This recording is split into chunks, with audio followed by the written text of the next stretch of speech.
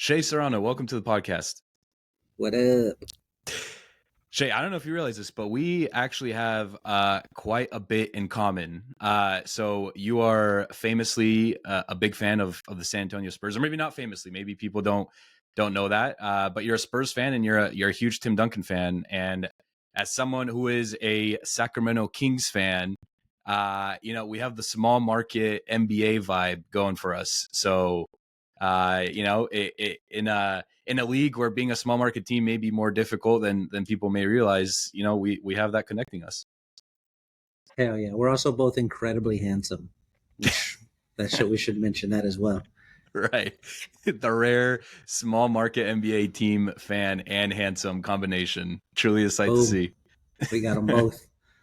Although I will say, maybe a hot take, I don't know, maybe this will get clipped up and posted on ESPN or something, but Spurs have had a little bit more success than the Kings in the past 20 years or so, I'd say. I don't know, hot take, what do you think? Yeah. Well, shoot, in the past 10 years, not really. We don't have any championships in the past 10 years. We don't have much of it, a couple playoff runs, but also some non-playoff seasons, and we're right there with y'all. We don't have the beam. Y'all got the beam. We need our own light the beam. Man, we do have we also have Darren Fox in common.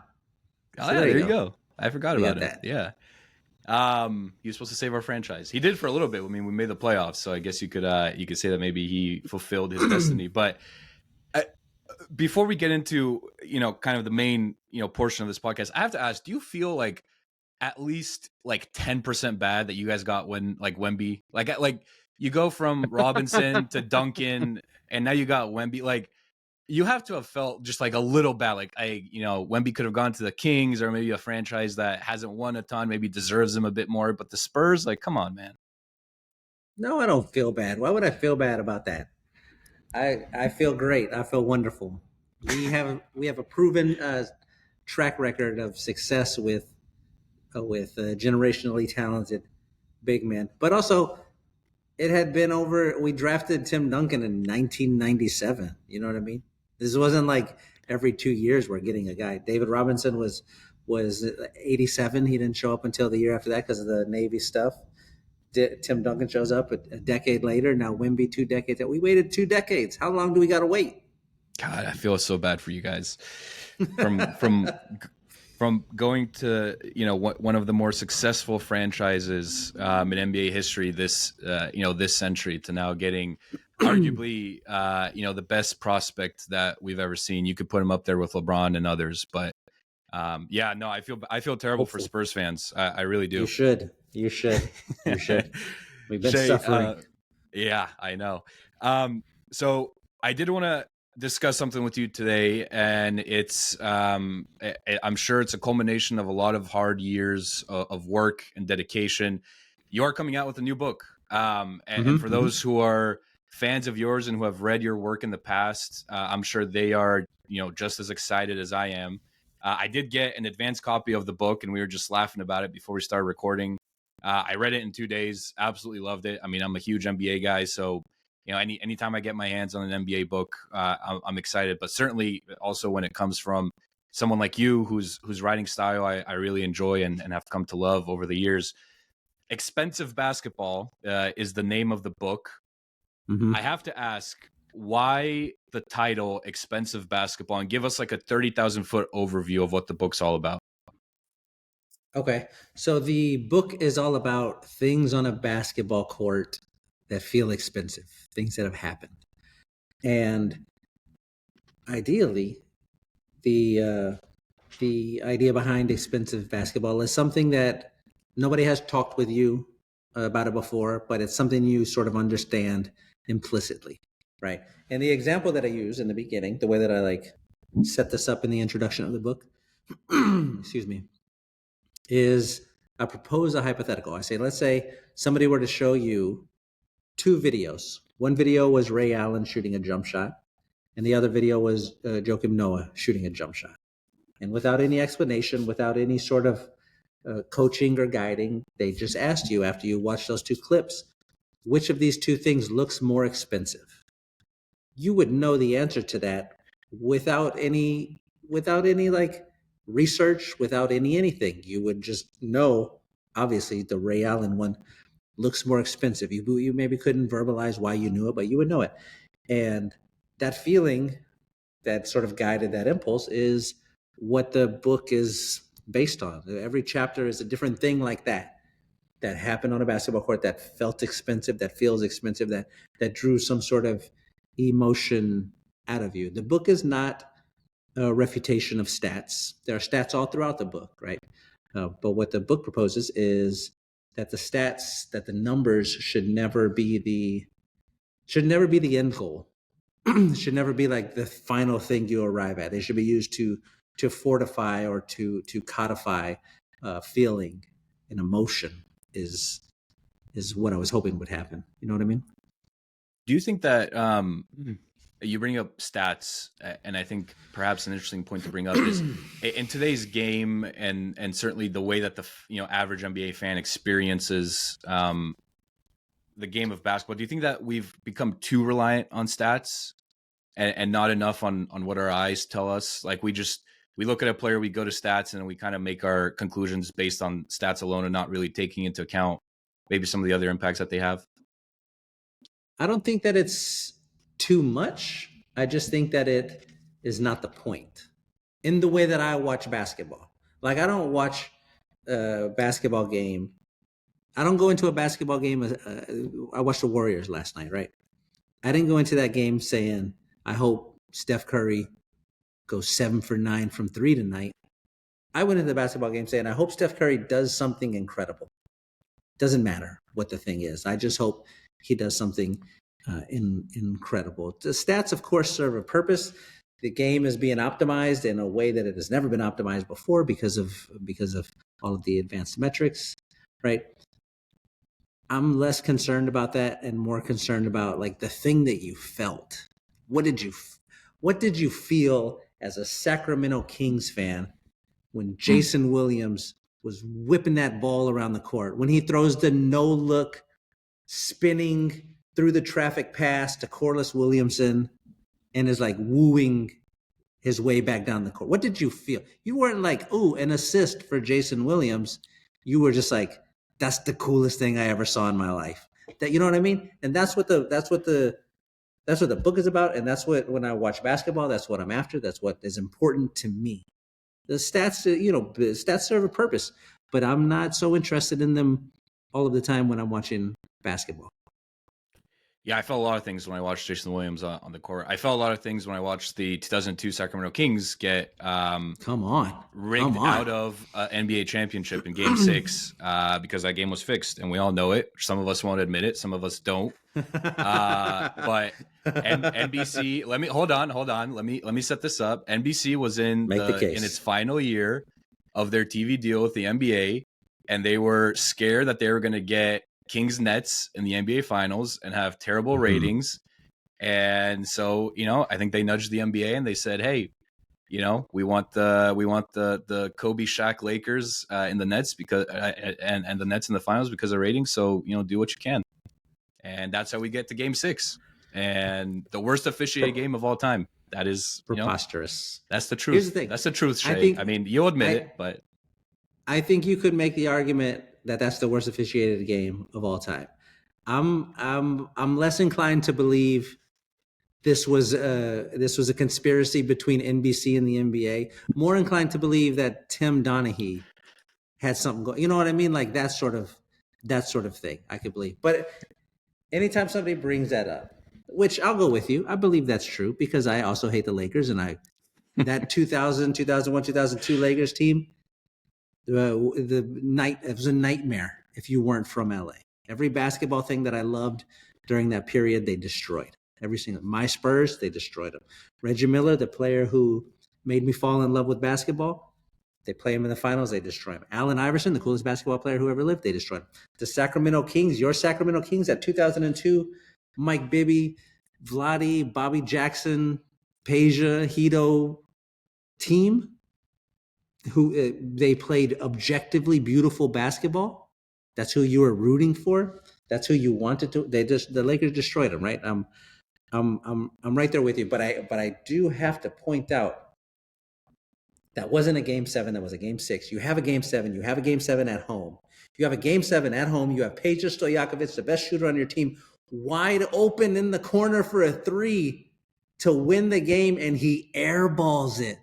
Peja, the lethal shooter, airballs it. Oh my God. Again, I don't know what he shot that night. I have no idea what he shot that night, but I know what it felt like in my soul to watch this man turn into a sunflower underneath a blowtorch. You know what I mean? And man, what a time that was. I loved that team. Oh God. Heartbreak in game 4. Grab the fucking rebound, Vladi. Why are you slapping it away? Just grab the ball, please. I'm begging you. Oh my God. Yeah, I was trying to look up the stats to see what Peja shot in that game. It's funny, one of the first articles that I see from June 2024, Peja admits he still has nightmares about crucial air ball. See? Games. I still do. I do too. Yeah. We all do. Everybody Peja. who wasn't a Lakers fan has nightmares about that shot. Yeah, it's tough scenes. I was 5 at the time, 6, whatever. I truly think that series shaped my childhood. Probably has influenced me in some way for the rest of my life. You know, I'll never know. It's like one of those. It one of those butterfly effects? Maybe if the Kings win the title that year, maybe I don't know, king of the world or something. I don't know. I guess we'll never find out. It would have been awesome. Yeah. So you bring up the 2000, 2001, 2002 Lakers, and you talk about it in the book a little bit. I have to ask, I mean, since we're on this topic of hating the Lakers, why do you hate Derek Fisher and Rick Fox so much? Well, because they were pieces of that team. They were instrumental pieces of that team, right? But also, they weren't Shaq and Kobe. And I felt like watching them, they behaved like they were Shaq and Kobe. It makes sense to me, Shaq walking around puffing his chest out, talking shit, taking jabs at people in the media. It makes sense to me that he would do that because he's Shaq, the most dominant force ever in the NBA. It made sense to me that Kobe Bryant would swagger around the basketball court in the way that he did because he's Kobe Bryant. For me, the most terrifying basketball player who ever lived. It made sense in those instances. I hated them, but it felt justified the way that they were behaving. Rick Fox and Derek Fisher, you weren't the stars. Why are you pretending like you're the main guy? And this is me projecting onto them. I don't know that they felt that way, but it just seemed like they did, and I hated it.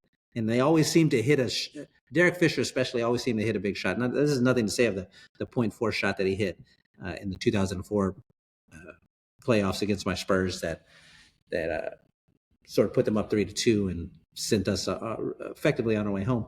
This is nothing to say of that. Separate of that, he just always seemed to hit a big shot. I'm rooting for them against Orlando. I'm rooting against Orlando against them in the finals, and he's hitting the big 3 that, you know what I mean? Like, they just were always doing that. So it's it's a little bit of that. It's a little bit of jealousy. It's a little bit of pettiness. It's just a little bit of, that's the bully on the block, and you hate the bully on the block. Do you remember the Doug Christie elbow to Rick Fox? I did. The punch, the uppercut, yeah. Boom! Yeah, uppercut. Fucking build a Doug Christie statue. I celebrated. When that happened. Let me tell you. You're like, I punch threw him a party harder. at my house.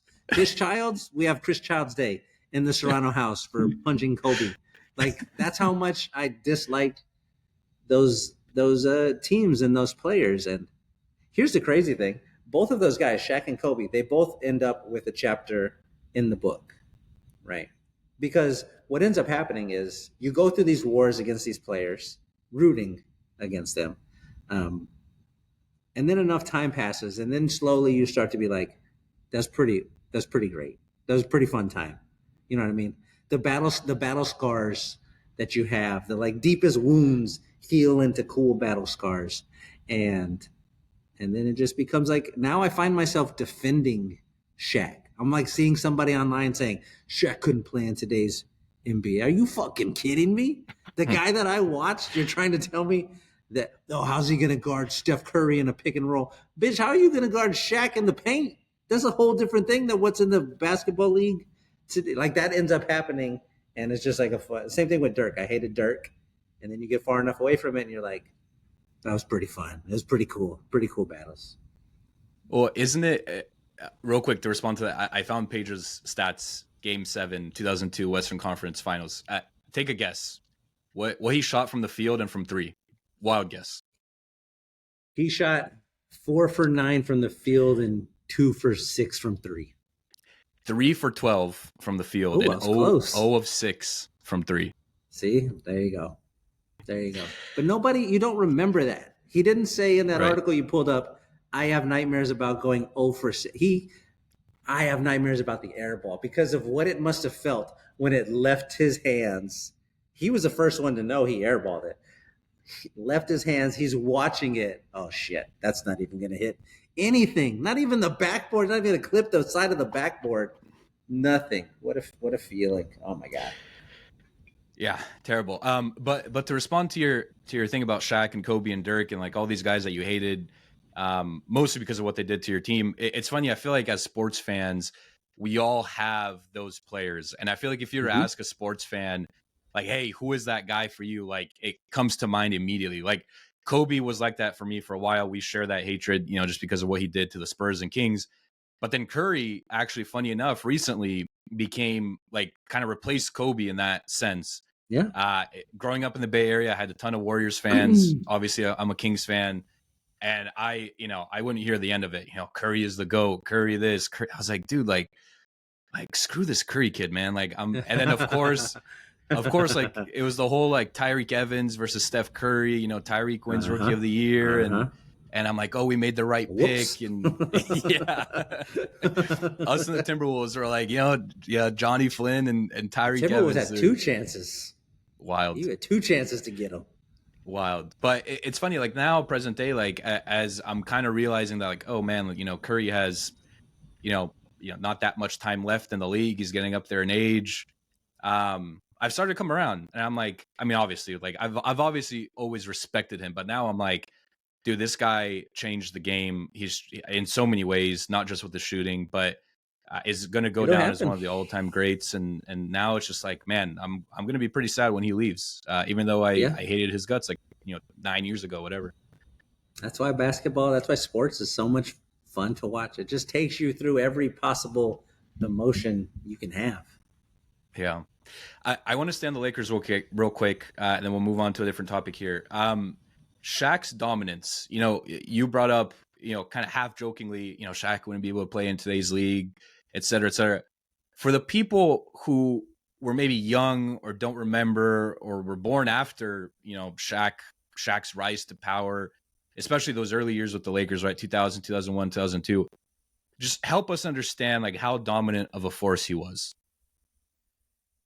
He was so dominant of a force that they had to change the rules of the game for the other teams, which is the top level of dominant that you could be, right? They were like, before Shaq, they were like, hey, we don't like the zone. Get the zone out of here. And then Shaq shows up, and they're like, oh, he's killing everybody in the paint. Guess what? You could play zone now.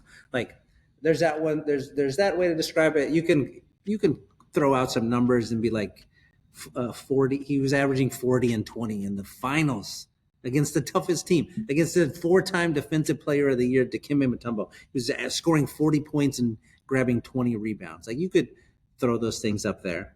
Or the way that I have sort of been able to translate it to my own kids who didn't grow up watching Shaq, but they can watch the NBA now. I'm like, all right, we're going to watch the Denver game tonight, right? And you're going to watch the Joker out there, who is totally dominant. All right, take the Joker and imagine he was fast. He's not fast. He doesn't move fast, but he's a genius. He's a basketball genius. He's, if not the best player in the world, then the second best at worst, right? But imagine the Joker was fast, and imagine the Joker was mean. He's not mean. You watch him play. He's not not outwardly mean anyway, right? But that's what Shaq was. Shaq was as more dominant than the Joker. He didn't get his numbers the same sort of way, but just affecting the game. More dominant than the Joker, and also fast. The fast thing that's the part that gets lost. Every scary thing becomes scarier if it's faster. You know what I mean? Whatever the thing is you're most afraid of, imagine it was faster, and that's who Shaq was. Well, it was just an absolute monster on the court. Where does he rank for you all-time centers? I know I'm putting you on the spot here, but is he top 5? Easily top 5. Is he top 5? Are you kidding me? The most dominant guy? Yes, the most dominant guy is top 5. I would put him without spending a ton of time thinking about it. This is from my emotions talking. I think he's no worse than third. No worse than third, right? And I think if you were to just have these guys playing against each other, I don't think anybody could beat him. If it was like Shaq versus Hakeem Olajuwon, 1-on-1. I know they played in the finals. That was young Shaq. That was before Shaq got a taste for blood. You know what I mean? Post-championship Shaq, 2001 Shaq, 2002 Shaq. Not even 2000 when he won his first one, but 2001, 2002. That version of Shaq, I think, would beat any center. Put him up against Wilt, he's putting Wilt through the backboard. Put him up against Bill Russell, putting Bill Russell through the backboard. He's just too big and too strong and too fast. And I think 1-on-1 he beats everybody, but I think we're talking about in totality. I don't think you can put him any lower than third. How do you because like any time I hear these debates on like, so and so is top 5 or this guy's the GOAT or whatever, people always like to bring up, well, in today's NBA the competition's a lot better. If Bill Russell played in today's NBA, right? Like the whole thing that you said with Shaq earlier on, like how do you think about that when you try to, I guess, baseline these players, right? Because I mean, feel free to disagree. I don't think it would be a stretch to say that the competition that Bill Russell was playing up against is up to par with what we have today.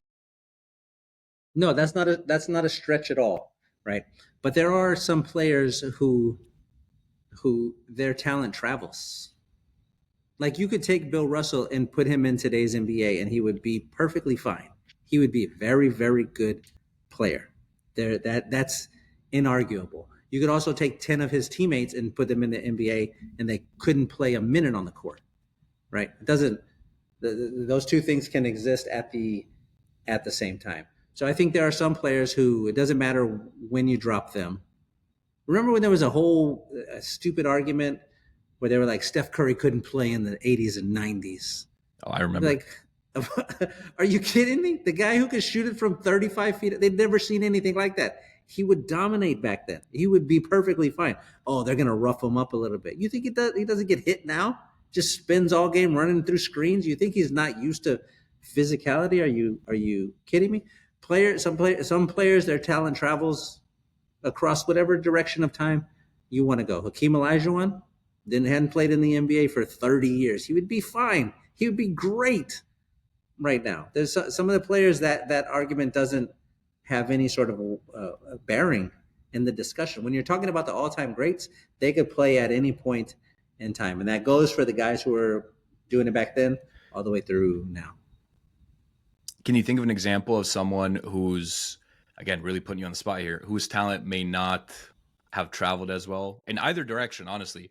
Current player going backwards or I guess past player going forwards to today's NBA? If we let's see. I mean, taking them from the past and dropping them into the future is easy. You could be like, sure, Bob Cousy. But imagine Bob Cousy trying to guard SGA. You know what I mean? It would be terrible. It would not even be a thing.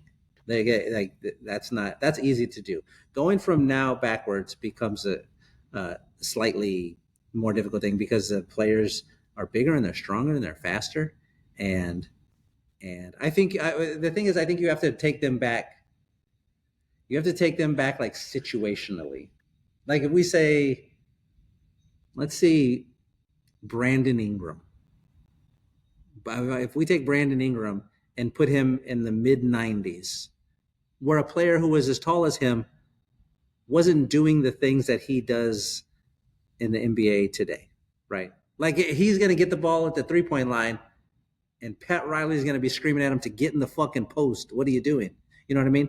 Like it becomes a situational thing like that. But again, I think any of these guys, you take them and drop them back there, you have to assume they're going to be smart enough to adapt and they're talented enough to adapt. I think they would mostly be fine.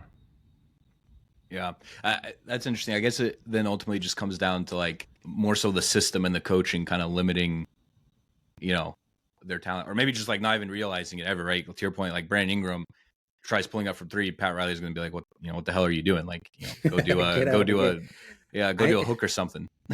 I think even less than systems and even less than coaching. I think what it comes down to is what sort of argument is the person you're talking to trying to make. Because you can just go like Kevin Durant, no way he could play in the 90s. No, like you could just do that without, like, if you were being totally honest and looking at it objectively, not trying to service your own argument, you would have to go, the guy who scored 30,000 points in the NBA, I think he would be fine wherever you dropped him. You're not gonna rough him up so much that he's not gonna score 25,000 points or whatever. Like, you know what I mean? It becomes less of, is this an objective argument, and more of, what point are you trying to say the players today aren't as tough as players back then? Or are you trying to say players back then aren't as talented as players today? You can go either direction. Right. I want to read you something that you wrote in the book, and it's Okay. far and away my favorite part of the book, and it's related to a guy that we've talked about already on this podcast. The paragraph goes like this: Steph Curry shoots a basketball and it's beautiful. It makes a sound. You can hear it. Sometimes it sounds like it's saying, fuck you. Other times it sounds like it's saying, I love you. Sometimes it sounds like it's saying, I will always protect you. You will always be safe with me. No place is better than right here, right now. Other times it sounds like it's yelling, I'm going to burn your fucking house down on Christmas Eve, and I hope your family is inside asleep when I do. Remember writing that? How did you come up with that? And why do you describe Steph Curry's shot as you did in that paragraph? I described Steph Curry's shot as I did in that paragraph because that's how it makes me feel when I watch it.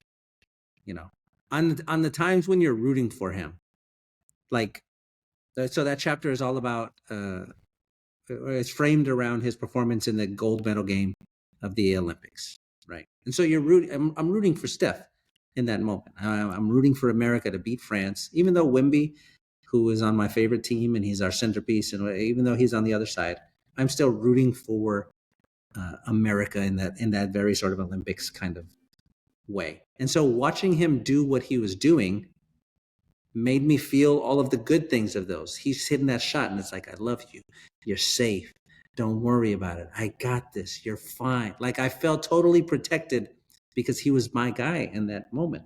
On the other side, when he's playing a team and I'm rooting against them, when his Warriors 73-9 and they're playing the Cavs in the finals, I was rooting against them. I wanted LeBron James and Kyrie Irving and Kevin Love to win that championship.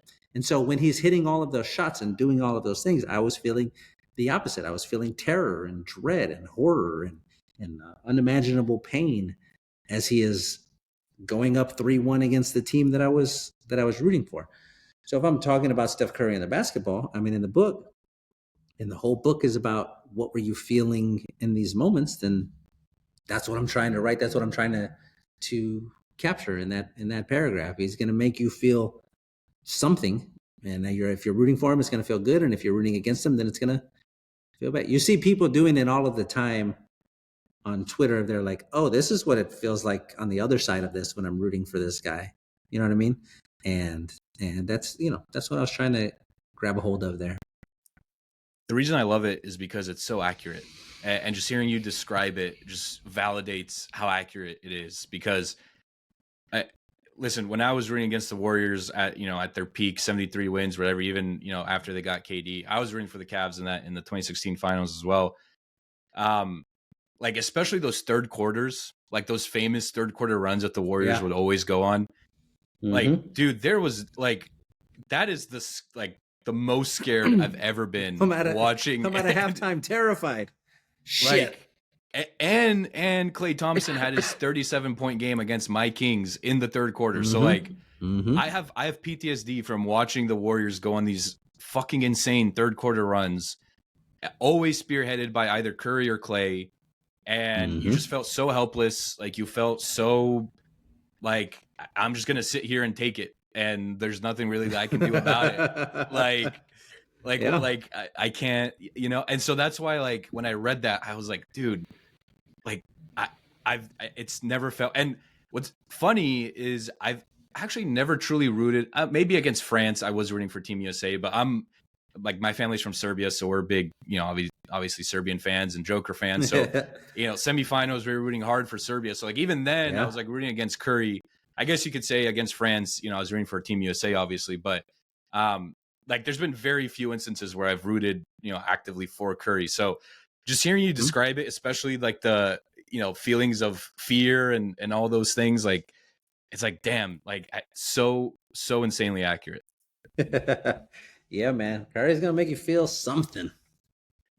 Yeah. May not always be good. I want to get to your favorite player of all time, Tim Duncan.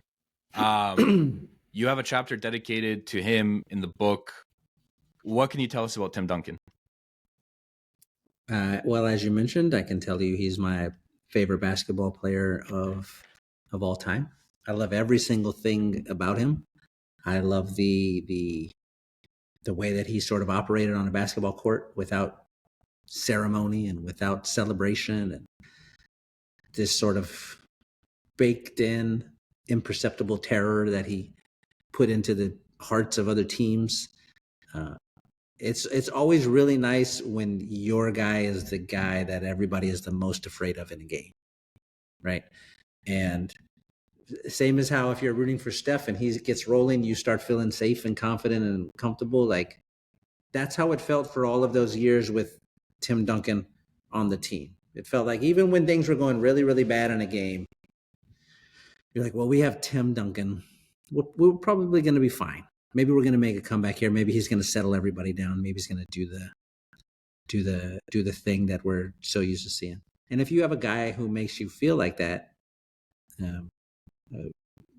Asia Wilson is like that version for the WNBA for me, because that's the team that I root for over there. I just watch her win her third championship. When you have a player who makes you feel like you're safe and we got a chance, it places them into a special area of your heart, is what it seems like.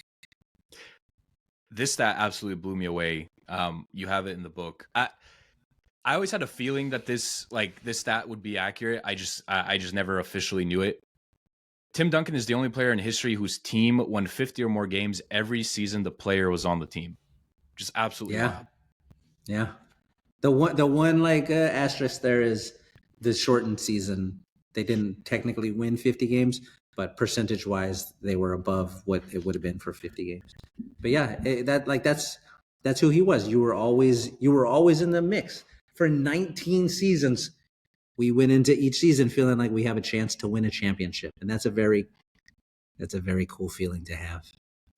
Do you have a favorite Tim Duncan moment or game? I have a number of them. I think I could rattle off 25 different things, but the 2014 Spurs is my all-time favorite basketball team, right? And there was a moment in the Western Conference Finals when we're playing in OKC. It's Game 6, a chance to go back to the finals on the line. We had lost in 2013 to the Heat. The Heat had already advanced to the finals. It was the same Heat team, the LeBron, Chris Bosh, Mario Chalmers, Dwayne Wade Heat team. And so there was suddenly in play, there was a chance at revenge, which is great. You can sort of undo all of the horror from the year before. And so we're playing in OKC. It's Game 6. we're supposed to have lost that series, but we're up 3-2, and Tim Duncan just decided we're not going to play game 7. Just give me the ball every single time, and I'm going to get us out of here alive. And he didn't score every single point, but he scored, I believe, more points than the Thunder did down the stretch, and he had more rebounds than the Thunder did down the stretch, and he had more. But like everything went through him on offense, and everything stopped at him on defense. And the final shot, the shot that did it, the game-winning shot, is he catches it in the post, does a little like they run this action that ends up with poor Reggie Jackson, I believe, trying to guard him in the post. They throw it in there. They get him the ball. He makes his move. Russell Westbrook comes and tries to double team him. And Tim Duncan, you can't rush him. You can't speed him up. He makes his boom, boom, turns, throws up that one-handed fadeaway shot that he would do, hits the rim, bounces around, and then drops in and puts him up 3 to effectively win the game. The Thunder never had a chance after that. But I just remember watching that shot, and then afterward he pulls his jersey up in celebration. That's all he gets. No scream, no yell, no nothing. Just, yes, I made the shot. And Reggie Miller is calling the game, and he's recapping the play, and he's like, they throw it down to you-know-who, Old Man Riverwalk. And it was like all of the things that I loved all at once, and it was this beautiful moment. We weren't supposed to be there. It was my favorite player. It's my favorite, the basketball player who made me fall in love with basketball, Reggie Miller, narrating the thing. I hated the Thunder. We had lost to the Thunder in the 2012 playoffs, and I never got over that. And it was just like, if I pick one Tim Duncan moment, that's the one that I just came out of that feeling like this guy can do no wrong. I was 100% certain we were winning the finals when they interview him in the postgame on court after that. And he says, all he said was, we got 4 more to win. We'll do it this time. He had never said anything like that before. And I was like, oh, fuck, we're getting a championship. Yeah, like, fuck yeah. It was crazy. To hear him say that, oh, my God. Unbelievable. Do you think that he is underrated because people viewed him as like a boring player? Yeah, absolutely. That's the thing. He's not exciting to watch. The thing to love about Tim Duncan is he didn't care, like not one single percent. And the fact that he didn't care allowed for us not to care either. Like he would disappear. He will be there. There are players who, as time goes on, their legacy diminishes through nothing that they've done, and through no like basketball achievement by somebody else. Their legacy just, you forget how great they were. And there are others who go the opposite direction, and you're like, this player, we remember him as better than he was. With Tim Duncan, there will be a point when nobody talks about Tim Duncan ever again. That will happen. But the fact that he doesn't care about that means I don't have to care about it either. In the way that like Kevin Durant cares about how people feel about him. He'll say that he doesn't. You'll watch him on starting 5 say that I don't care what people say, but he cares. He very clearly cares. And so people who root for him also have to care, and they have to defend him and whatever. But yeah, Tim Duncan is wildly underrated because he doesn't care to be rated at all. And as a fan of the opposing team, it was kind of annoying watching him play just because of how much he didn't care. Like you're sitting there, I'm like this guy. I feel like this guy should be like more emotional or like show a little more. But he was just like almost like a silent killer, like silent assassin. Just like went about his business, like kind of in the way like the Joker does it, where it seems like he doesn't care. I do think the Joker, like deep down, does care. Like I actually think he cares a lot. I think he just puts on this like persona of like, no, I just care about horses and going back home and like all these things. Like I think he cares deeply about basketball. I don't think you can make it at that level. I mean, my personal opinion, without caring deeply about basketball, like I think you would just burn out. He cares about basketball. He doesn't care what people say about basketball. There's like a distinction there. I thought for a second you were talking about the Joker from like the Batman movies, and I was trying to like see where we were going. Trying to follow along. With it. Yeah, I was like, I don't know if I agree with you on this one, Nick. I don't know if we need a movie comparison for who Tim Duncan was as a basketball player. He's Anton Chigurh from No Country for Old Men. I love that.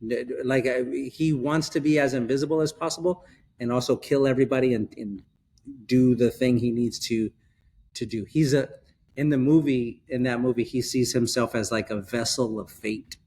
I'm here because fate brought me here. Call it the coin. You have to say heads or tails. You're going to die because fate has decided. I'm here because of that. That's who, when I think about Tim Duncan, that's who he was just a vessel of fate. The Spurs are supposed to win 5 championships. I'm supposed to be the guy to get us there. That's why I'm here. That's what I'm going to do. And then I'm going to disappear.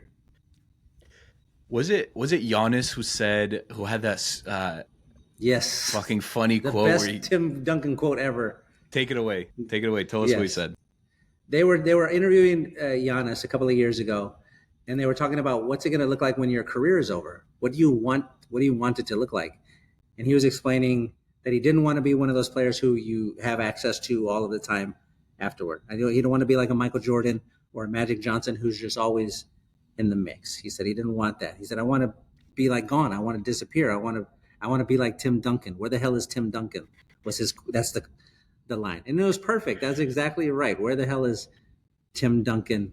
Tim Duncan is where Tim Duncan is. Tim Duncan is where fate has taken him, and that's all that he cares about. Love it. And I feel like it's a perfect way to wrap up like our Tim Duncan conversation. Like, where the hell is Tim Duncan? We'll just leave it at that. Shea, I have to ask you, man, you obviously have LeBron in the book. And specifically, you talk about the night that he scored 48 against the Pistons in 05, I believe that was. Do you view 07? You're right. Sorry. Yeah, 07. Do you view that night as like a turning point in LeBron's career? And if you do, why is that? Yeah, that's absolutely. That's exactly what that moment was. That's the moment that he like makes the leap into I guess superstardom. It was a superstar then, but into like, oh, this is a guy we got to take seriously from a winning sort of standpoint, right? Because if you look at his career leading up to that moment, the knock was like, oh, at first they weren't making the playoffs. You got to get into the playoffs. He gets into the playoffs. Oh, you got to have like a signature moment late in the playoffs. Like every time he would do the thing that they said, you got to make to the playoffs. He did it. They were like, well, you got to beat somebody in the playoffs. They beat the Wizards. Well, you got to beat somebody like scary, and you got to do it late in the playoffs. And all of the things that they had set up to like qualify for him to be great, these prerequisites that people had come up with, that was the night that he did it. They're playing against a team that they should have lost against, his dangerous opponent. It's late in the playoffs, and he does this like undeniably spectacular thing where he just takes over. He scores at one point 25 straight points, but also 29 of the final 30, including the game winner. And from that moment on, it was like, okay, he's a winner. You can't say he's not a winner anymore. If you think back early on in his career, even early in that same playoffs, there was a part where LeBron drives into the paint and then he kicks it out to Daniel Marshall, who has a wide open shot to like win the game, and Marshall misses it. It was absolutely the right basketball play to make, but people were like, "You can't pass the ball right there. You got to be the guy to like that." They were shitting on him for that. So when he gets into this moment, he doesn't pass it. He scores. He makes he does the thing. But from that moment forward, it just became when he's going to win a championship. We know it now. It's just a matter of time. I think prior to that moment, you could have argued, yeah, he's pretty good, but that's not the guy that's going to win you a championship. After he did that, after you saw him go against one of the most ferocious defenses and do this thing that nobody had ever done, that was I'm sure he believed it before then, but watching as a fan, that was a moment where you had to go, okay, this guy is like for real. Not just for real, but for real. Do you think that moment was more important to him or to like,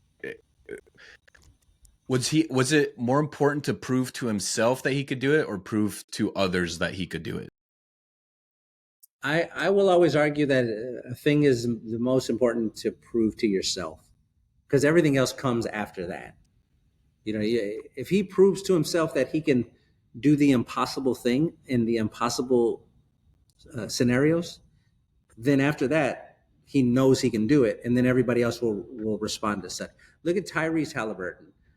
Last year, prior to last playoffs, he was not like the late game assassin that he would eventually become. But he has that moment against the Bucks in round one. They're down 7. He hits the game winner when they have this great comeback, right? And it's like, oh my God. That's like, from that moment forward, he had in his head, I could do the thing. And then every round after that, he has a moment where he gets the ball, dribbles back out, and then shoots the 3. And he has the shot against the Knicks in game 1. He just kept doing it. Game 1 in the finals, every round he was doing it because he knew himself that he was going to do it. And once he knew himself, then everybody else just started reacting the same way. He started going, oh, well, we know if they let him stay close, Tyrese is going to do something. And it just rolls from there. Same with LeBron. I think that's what happens here. It's like, oh man.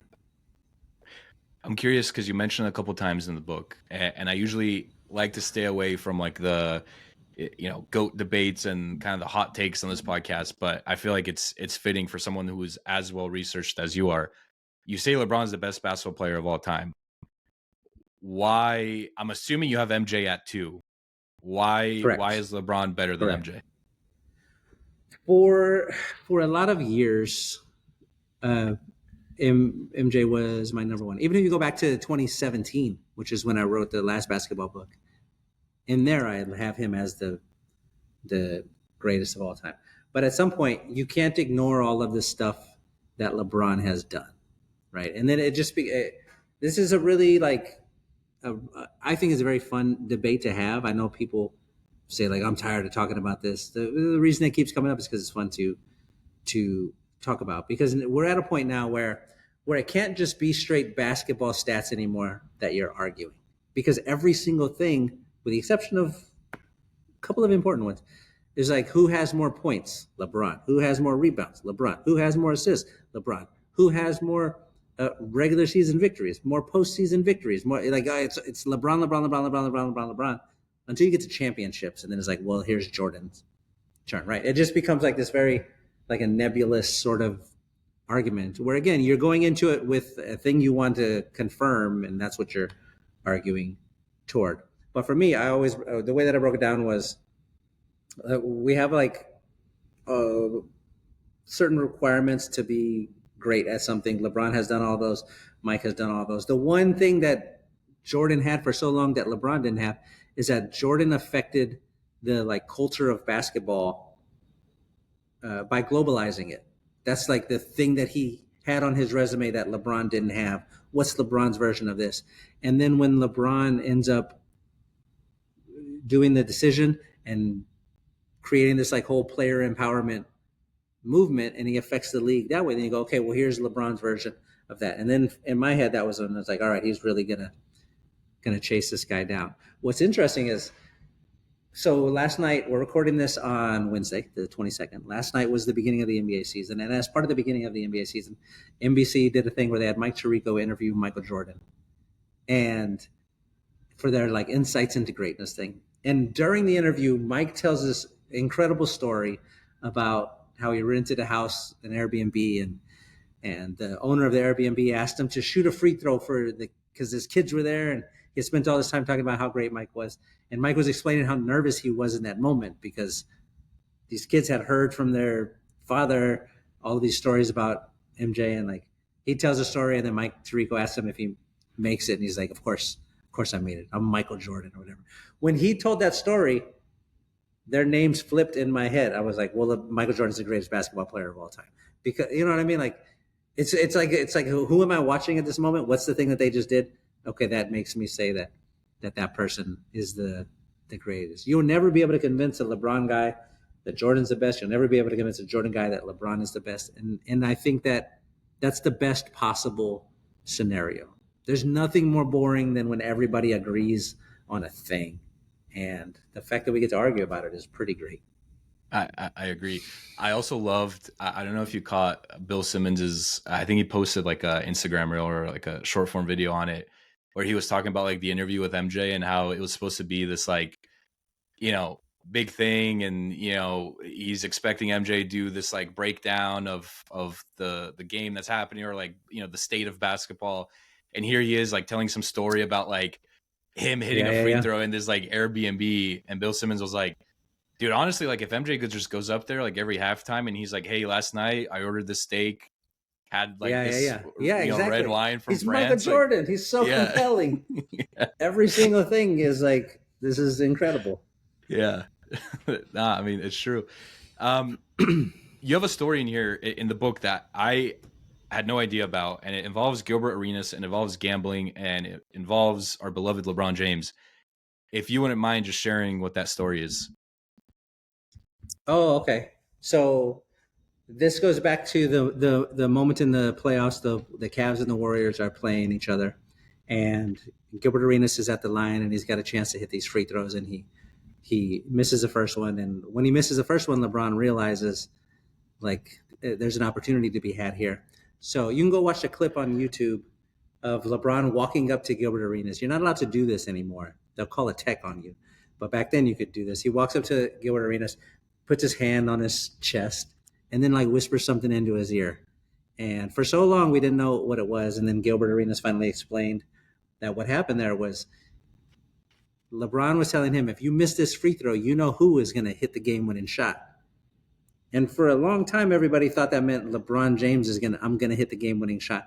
But that's not what it meant. What it meant was Damon Jones, who was on the bench at the time, hadn't really played, was going to come in and hit the game-winning shot.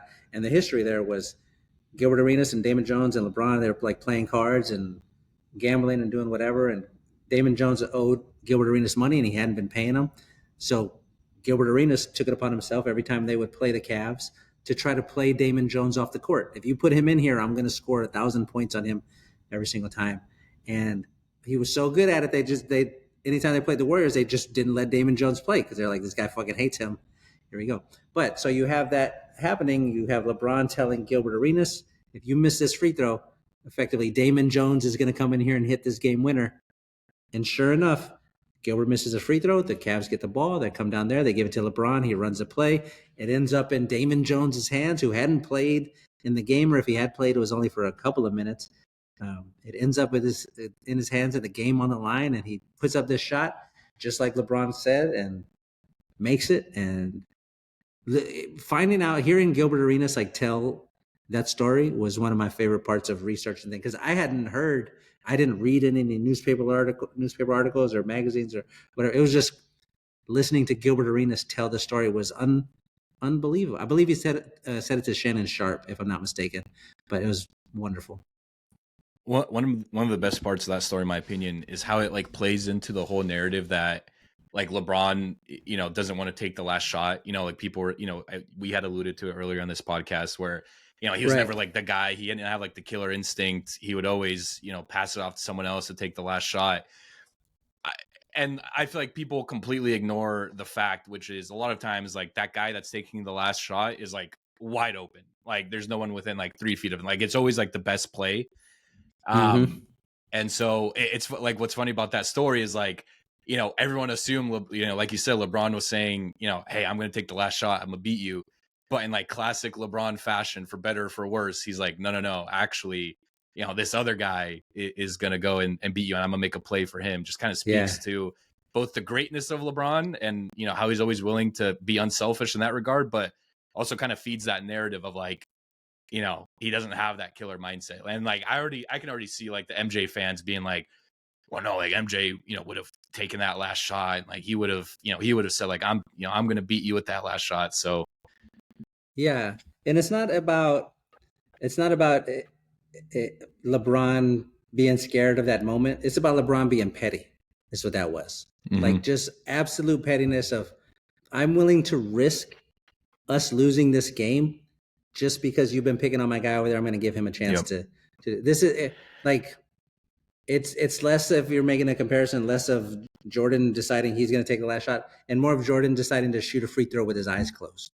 Out of pettiness, out of just like, you can't do anything about this, is where that should land.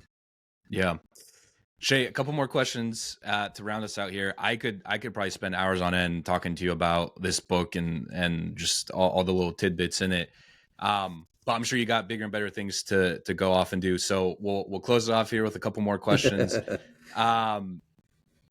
Kobe is the last chapter in the book.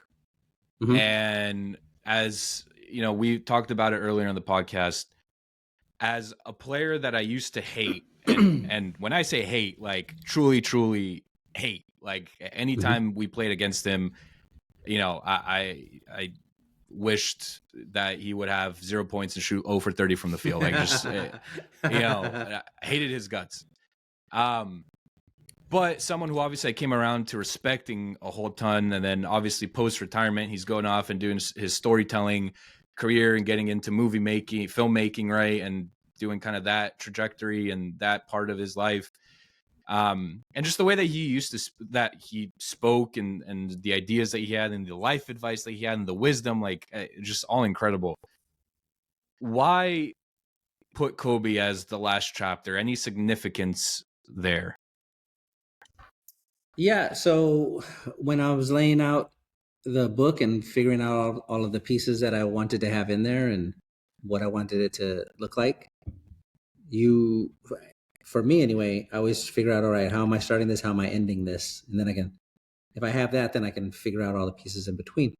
And as I was thinking about it, I was saying, okay, well, the two defining basketball players of like my lifetime, the two guys who are like the most important during the most important period of my life, were Tim Duncan and Kobe Bryant. One I loved, one I hated, one who was on my favorite team, one who was on my least favorite team, one who represented one thing over here, this other who represented this other thing over here, like just this total like dichotomy between these two guys. So I said, okay, great. I know that. So I'm going to start with one. I'm going to start with Tim, and then I'll end it with Kobe. I knew that going in. I didn't know what I was going to write about either of them, but I knew that going in. And as I started researching the book and figuring out effectively that the book is going to be this thing about like feeling something, I thought, all right, well, what did Kobe make me feel more than anything else?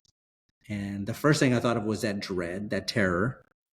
But then I had already written about that in the previous basketball book.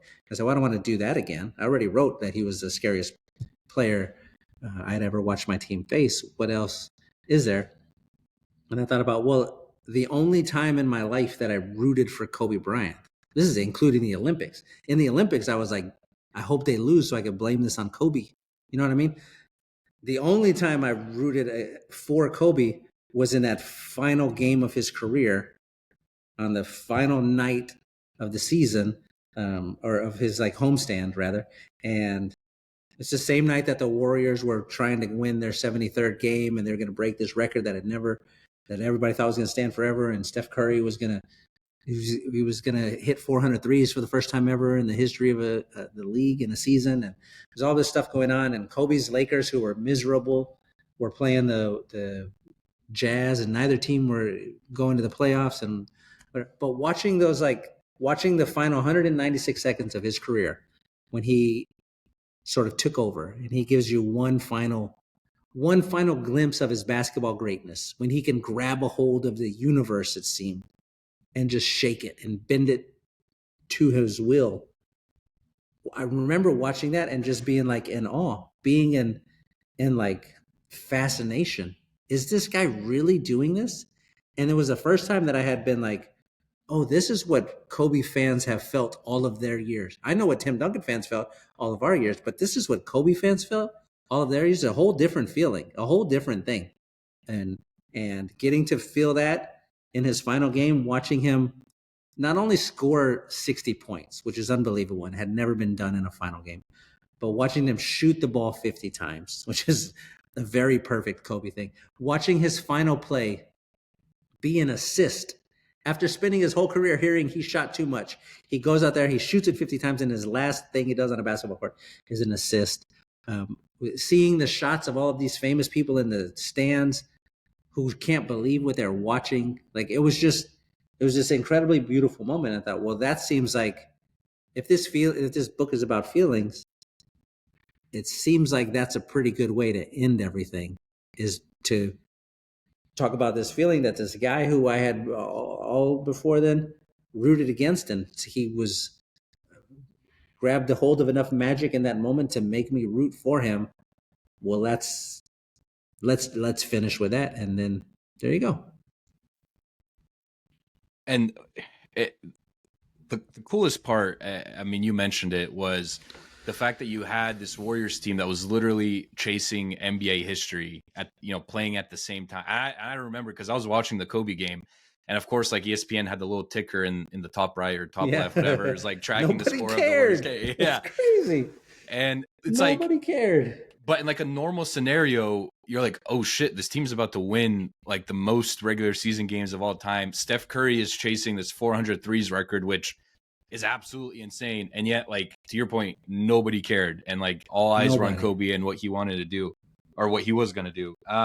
You had a point in here. I was trying to find it about kind of some interesting stats that connected Kobe and MJ at the end of this game.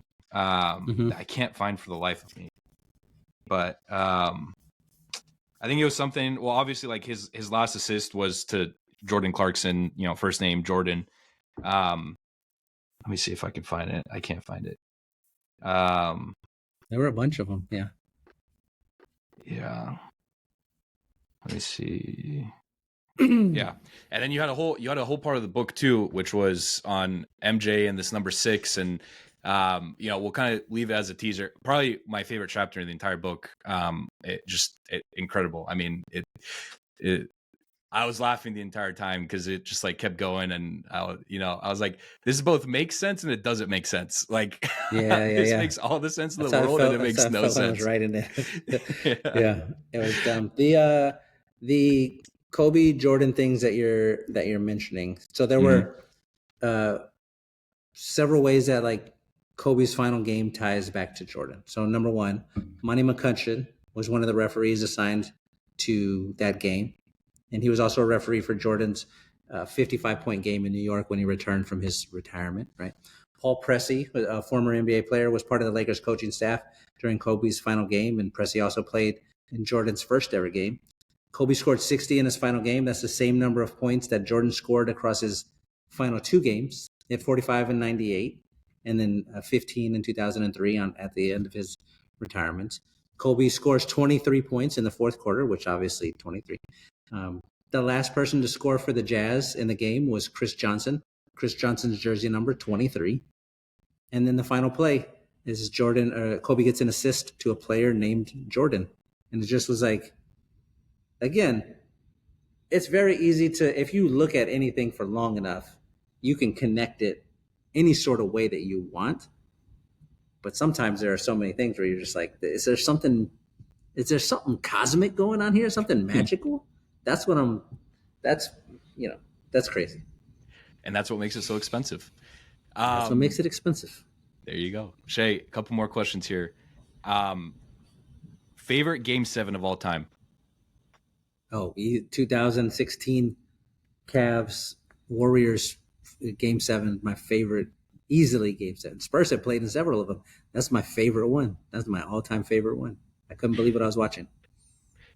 If you could change one thing from NBA history, so either a team drafts a certain player instead of another team, rule change, outcome of a game, anything from NBA history, what would it be and why?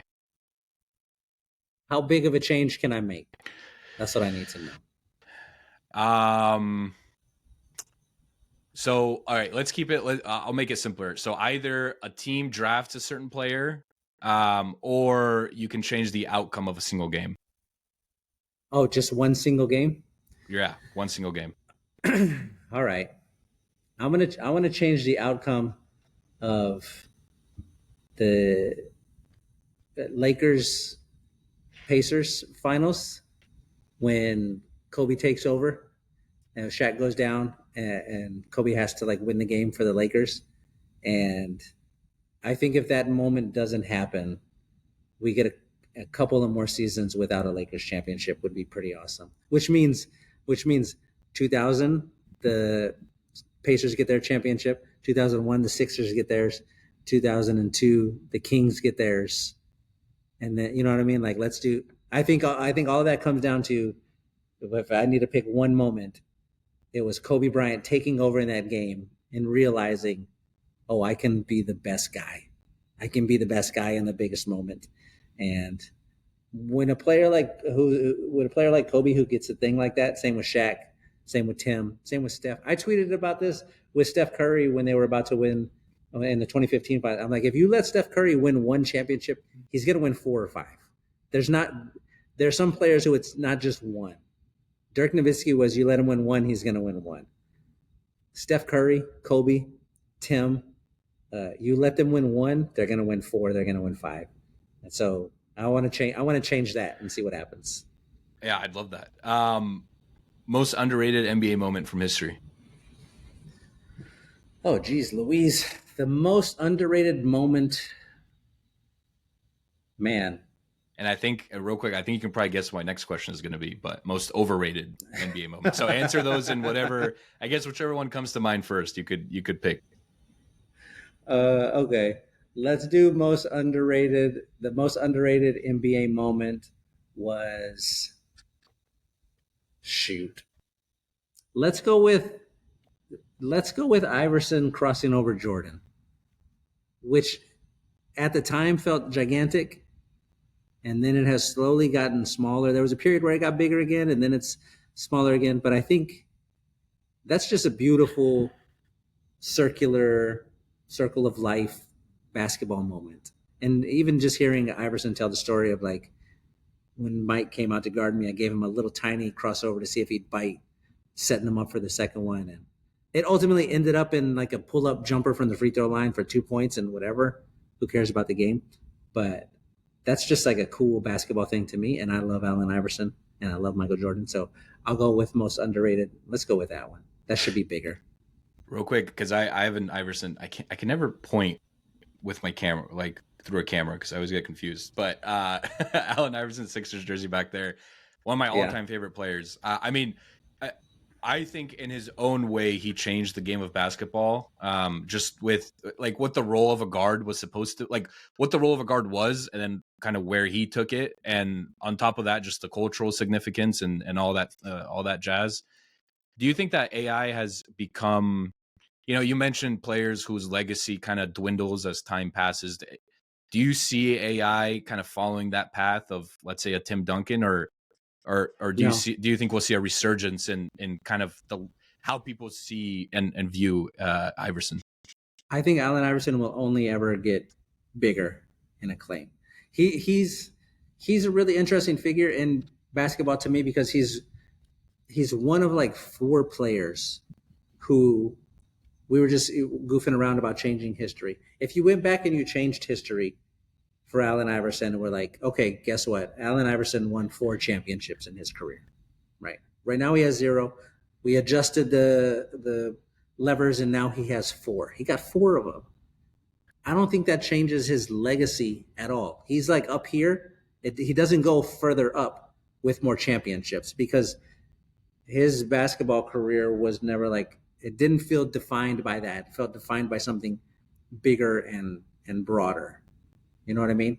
And so I think as we drift further and further away from his time as a player, I don't think he's going to go down. I think he's cemented right there. Most overrated NBA moment from history.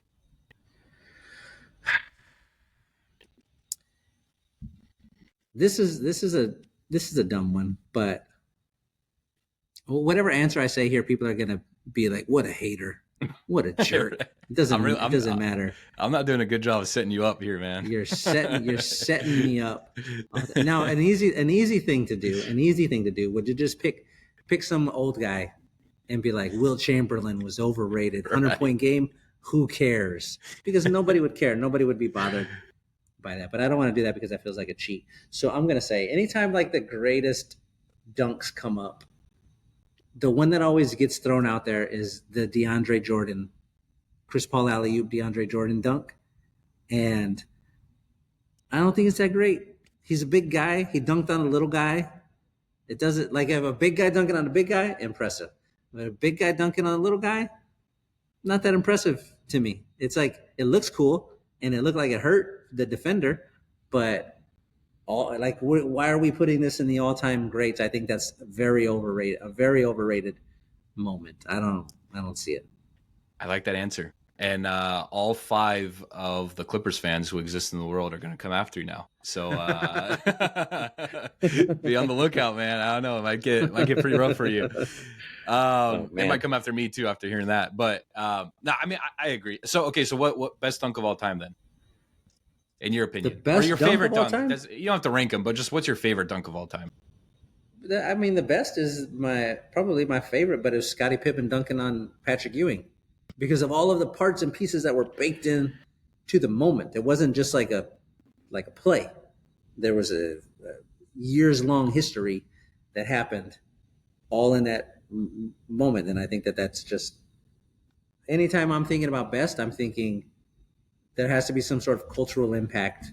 There has to be some sort of history in there to like qualify it as such. So that one I think is just it's an unreal moment. Last question for you, my man. We know the book's coming out. I have a lot of favorite chapters and a lot of favorite parts, but I feel like that's less interesting for the audience to hear about. I think they'd be more interested in hearing what your favorite chapter is in the book or the favorite part that you had to research or go find out more about. I mean, we mentioned the Jordan chapter, which is like extremely like very extremely nerdy and turned into this thing that I'm very proud of, but also there's going to be a bunch of people who read it and they're like, this is the stupidest shit I've ever read in my life. I can't believe he got paid to write this. So I don't want to pick that one. I was really excited to write about Asia Wilson, who is my favorite WNBA player, and also had this really compelling moment in her career. We talked about LeBron's 48 special and was that the like turning point for him. Asia Wilson has an undeniable here it is right here moment in her career where she's in the playoffs. Up to this point, up to the 2021 playoffs, she was like not great in the playoffs. She had a losing record. She was like you could kind of bully her around a little bit, and she plays in a game 5. The WNBA would have to go to the finals. It's a game 5 series, so it's a decisive game 5. They're playing against the Phoenix Mercury, and the ball ends up in Asia Wilson's hands with a chance to win the game, and the shot gets blocked in like the final seconds by Brittany Griner. And then the Mercury come down, they hit some free throws, game over, they go to the finals. And that moment sort of broke Asia Wilson. You can go watch the clip on YouTube. She just like collapses in pain and like agony onto the ground. And they get her up and she's crying. They try to walk her to the locker room. She collapses again. And you're like, man, something like that happens to a player, only one of 2 outcomes is going to come from this. It's either going to be a Nick Anderson situation where he has this like horrible moment in front of everybody and it derails his entire career, or we've said his name a bunch of times. I'll use him again here. It's going to be a Kobe Bryant situation. Nick Anderson misses 4 free throws in the NBA Finals, 4 free throws in a row, and they lose game 1. Not even the whole finals. They just lost game 1. And his career fell apart after that. Kobe Bryant, in a decisive game against Utah in the playoffs, airballs 4 3-pointers, right? You've got 4 and 4. It's the same thing. One of these guys ruined his career. The other guy, when that happened to him, it was like he just said, never again. Never again is this going to happen. And then he just worked like a madman and became who he became. And so you watch this moment happen with Asia Wilson where she gets her shot blocked and she feels personally responsible for the team losing, not going to the finals. And she talked about it afterward. It's the hardest loss of her career. She came back after that, and for the next 2 years was unbeatable in the postseason. She was ringing up MVPs. She's ringing up championships. Every single one of her numbers went up. The craziest number was the number of 3-pointers that she took from one season, from that lost season to the next, went up like 4,000%. She just like learned how to shoot threes. She just became like this monster who, prior to that moment, prior to losing that game, if you stared at her for like longer than 2 seconds, she would back down. And then after that game, if you stared at her for longer than 2 seconds, she'd fucking body slam you onto the hood of a car and then scoop your eyeballs out with a house key. She just became like this unbeatable monster. We just watched her do it again. She's won 3 of the last 4 championships. She's won 4 league MVPs. Like that moment there, that game 5 loss is a very clear pivot point in her career. And I thought that was really interesting to see. And like you sort of have a sense that happened, and then you start researching and all of the numbers bear it out. And that's always an exciting moment when you're writing something. No, it was an excellent chapter. And you have a chapter in there about Sue Bird as well, and Diana Taurasi. So, I mean, obviously legends of the women's game in the WNBA. So it's cool seeing that perspective as well. Is there a chapter that you wish you had written, or if you could go back and add another chapter, like who would you write it on, or what performance or what part of NBA history? The 2 that jump out are 2 chapters that I actually wrote, and then we got down to building the book, and we didn't. A book is finite, there's only so many. There's 352 pages in there that you can't go past that. And so when I was putting it together, I realized that I had written 2 more chapters than I had space for. And the 2 chapters were, one was about Kevin Garnett. And I said, okay, well, I'm looking at the book. I already have a Tim Duncan and a Dirk Nowitzki chapter. I have like power forwards from that era covered. Kevin Garnett chapter is going to sort of be more of the same. So I'm going to get rid of that one. And then the other one, you'll hate to hear this, there's a chapter in there about the 93 Hornets and how like beloved of a team they were, and they didn't win a championship. It doesn't matter. They're going to go down in history as like a great team culturally forever. I had that chapter. And then I wrote a very similar chapter with the 2002 Sacramento Kings. And it was like, well, both of these chapters are saying the exact same thing, but with different teams as the point. Which one of these do I want to use? And then we ended up with the Hornets one. So I have an unaired Sacramento Kings chapter and an unaired Kevin Garnett chapter that at some point I'll put them out for people to read. Yeah, cool, man. Yeah, I was going to recommend this book to everyone I know, but after hearing that, definitely don't buy the book. Yeah, I'm just messing. Dude, well, you'll have to put it out, or if you'd be willing to send it my way, I'd love to read it. I mean, obviously wouldn't share it, but or if you want to just do it on your own, just put it out for us to read. I'd love to read about the 02 Sacramento Kings. I mean, you're one of my favorite just writers in general. And like, I'm not saying this because you're on my podcast and like, oh, it's nice to give compliments to your guests and do that thing. Like, if you know me, like I'm authentic. I listen, if I thought the book sucked, like I would have told you, maybe in a nicer way, but I would have certainly said something about it. But, being like, and as this podcast shows, like, being an NBA junkie, this was right up my alley. Your writing style is one of my favorites. The fact that you weave in, comedy and make it just super easy to read and very relatable. Like I especially when it comes to like NBA history, sometimes like it can get, a little bit boring, like depending on the material that you're reading. And sometimes, like to your point, like it's just stats and facts and all these things. I'm like, okay, like I'm kind of reading an encyclopedia here, but you make it very easy to read. And then the stats kind of back up everything that you're saying throughout the book. So that's why I loved it so much. I think it's a fantastic read, obviously. And the book comes out when does the book come out? And where can we all buy it? Tuesday, October 28th. And it will be available wherever there are books. Amazon, Barnes & Noble, all the indie bookstores, which are the best places to buy books. It'll be everywhere.